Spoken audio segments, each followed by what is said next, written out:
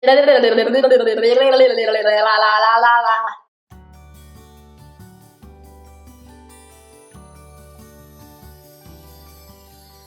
guys, and welcome to my third and final video in the Journey to Authentic Beauty series. Today we'll be talking about my own experience in finding my inner authentic beauty, how I believe that you all can find your own, and what I've experienced and my takeaways from this project.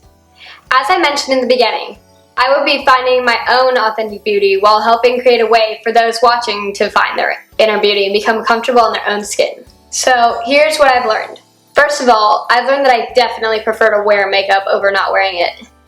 Even if I have 5 seconds, the number one thing I'll grab is my mascara and the stuff to do my eyebrows. Because without those two, you can't really tell I have them, or they're really light and really hard to see. If I have the time and my skin is looking pretty good, like I'm not breaking out, then I'll definitely skip the foundation stage and do everything, like get my lips, my blush, my eyeshadow and eyeliner, my mascara, my brows. But I'll skip the foundation because I feel good about how my skin looks. I definitely struggle to be confident in my own skin, and that's part of why this project is so important to me, is because I'm the type of person that has freckles like all over my face. Like I got the angel's wings, I got it up on my forehead, and then I also got a few random ones all over my body. But then in the magazines and in commercials, you don't really see a lot of models with their freckles still there because there's any minimum editing or total Photoshop that the people do before the ad or commercial is run. They'll have edited them out to make the models look flawless and perfect. But it's not like we don't already consider them to be flawless and perfect and entirely gorgeous. We idolize the images that we see on social media, ignoring the little voice in our head that's telling us, that photo's not actually entirely true. I mean, it's been edited, it's been touched up.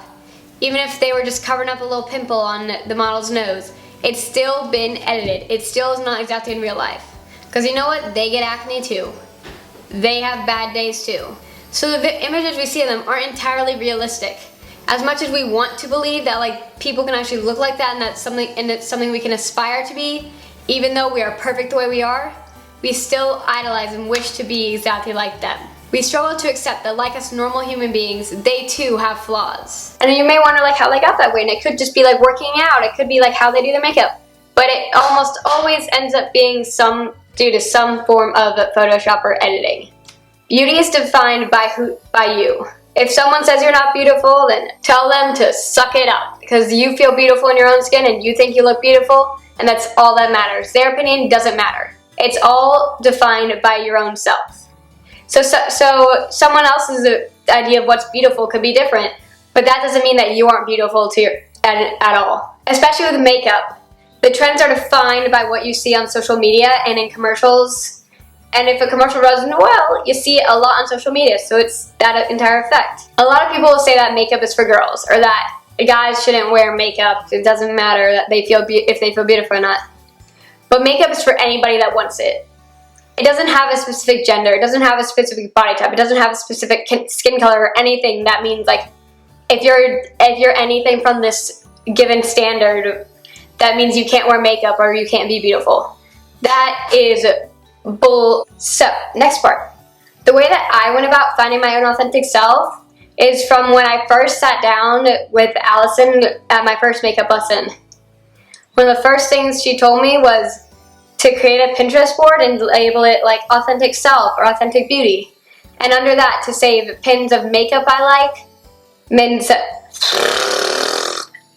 to save it things that I like.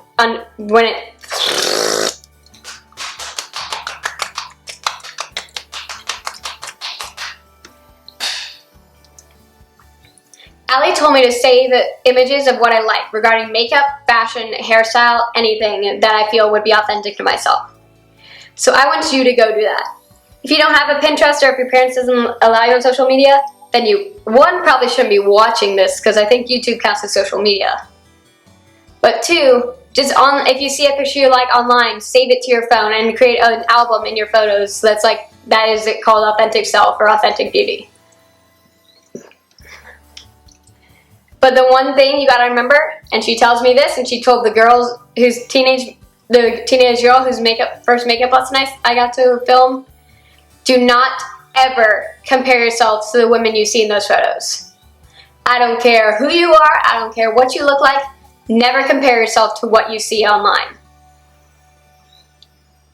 Because online is a lot different from real life. You wouldn't even be able to know how tall I am. You wouldn't be able to know whether or not I actually have freckles, or if I'm just lying about having freckles. My point is that what you see online is completely different from what you see in real life. So don't compare yourself to what you see in those images. Because you, in reality, are still beautiful, and I want you to believe that and keep that in your heart. Above all, no matter what, you should feel beautiful in yourself. And you should remember, as I said like 5 seconds ago, as I'm going to keep saying throughout this entire video, you are beautiful and you are loved, and do not let anybody else tell you that. Do not look at yourself in the mirror and then look at this photo of like a random model, like a Victoria's Secret model. They're like long, stretched out skin, like flat stomach body. Let's be real. No matter who you are, if you can be standing up straight and have a flat stomach, but when you sit down, your stomach is gonna roll. There is nothing that you can do to stop that. That is the way your body is made. And that's the way a healthy body should be. When it comes to first experimenting with makeup, do not be afraid to try any extreme colors. But remember to be appropriate for your work environment. Like, as I'm filming this, my eyeshadow is purple. And that's because this week has been senior week at my school, and we've had non-uniform days. And I was a tattoo artist this morning for a career day, because even though I went to work in social media, you can't really dress like a way that gives that off. But I was a tattoo artist, but I only had flash tats, so that's why I have like the tattoo here. I have a cow skull that's like peeling. But it's all about having fun. And if you want to try and wear like a purple lip, don't be afraid to do it. But save it for like a night out, going out with the girls. And or going to like a costume party or like a fun event. But don't try and like wear it into the office. It's not appropriate. Here are my rules for you to take away. Love yourself and remember that you're beautiful. 2, don't be afraid to experiment, but always stay appropriate to the environment you will be in or are currently in. 3, have fun with makeup and remember that it's meant to enhance. It's not meant to hide away and to hide under like 5 layers of caked on foundation. It is meant to enhance your inner beauty, to help the world see like the beautiful that you are. Even if they can't see it, you can still see it in yourself. I really hope you guys have enjoyed not only this video, but my entire series. I've had a lot of fun making this series, though it's been hard. I've learned a lot not only in my internship, but also in the research I did at the very beginning of this month. I truly hope that each and every one of you watching can see the beauty within yourself and grow to become confident in your own skin. Please remember to like the video, comment, and feel free to check out my blog.